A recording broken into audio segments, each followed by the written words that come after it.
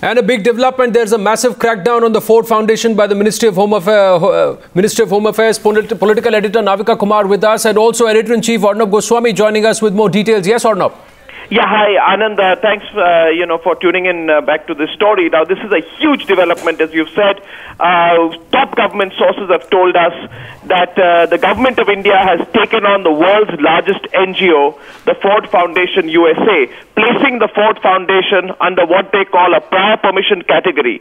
This essentially means, and by the way, this is done citing reasons of national interest and national security.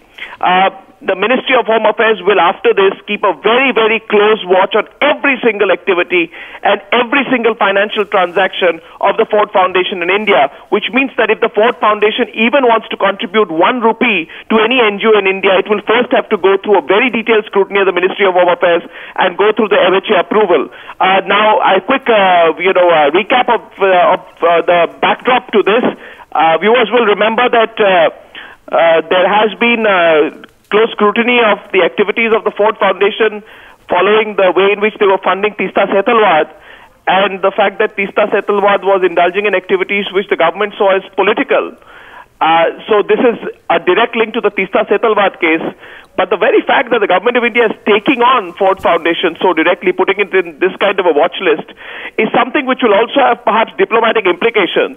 Because what happens is that the Ford Foundation, many people say, is actually very, very, very closely linked to the American government.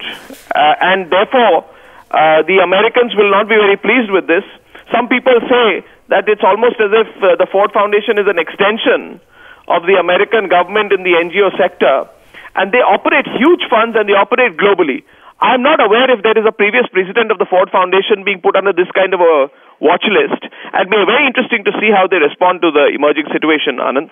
Well, you're talking about the diplomatic implications. That is going to be the crux of the matter. And for the Home Ministry to take such a step, Arnab, also shows that they have some telling proof against the Ford Foundation. Yeah, I think Navika can tell us more about that. But as I said, as far as the proof vis-a-vis the Ford Foundation is concerned, what we do know, and I'd like to toss this across to Navika, what we do know is that the Ford Foundation had been under the scrutiny of first the Gujarat police, and then a letter was sent by the Gujarat government to the Ministry of Home Affairs. Navika. Of the Ministry of Home Affairs from that letter that was sent by a joint secretary in the Gujarat government to the Home Ministry here. The Home Ministry has swung into action.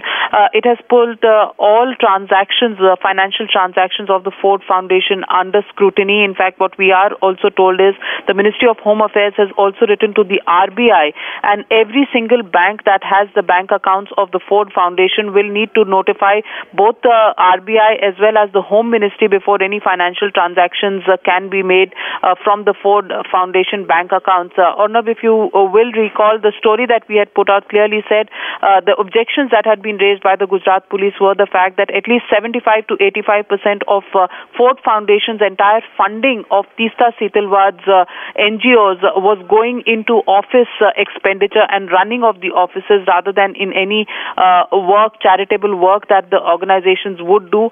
There were questions that were raised about media sensitization and sensitization of certain lawyers and legal groups. All of these activities of Tista Setalwad's NGOs had come under the scrutiny of the Gujarat government, and since the funding was from Ford Foundation has now been put on a watch list by the Ministry of Home Affairs for national security reasons. Now, that's a reason that not many can question. And as far as this entire issue is concerned, it's going to be a protracted battle now between yet another NGO as well as the government. This time on target is, of course, Tista Setalwad's NGO, which was getting direct funding from the Ford Foundation. Even if this means taking on the entire diplomatic might of the U.S., the government seems to have gone ahead and put the funding and the financial transactions of Ford Foundation under the scrutiny, and not a single penny can be transferred without clearance from the Home Ministry.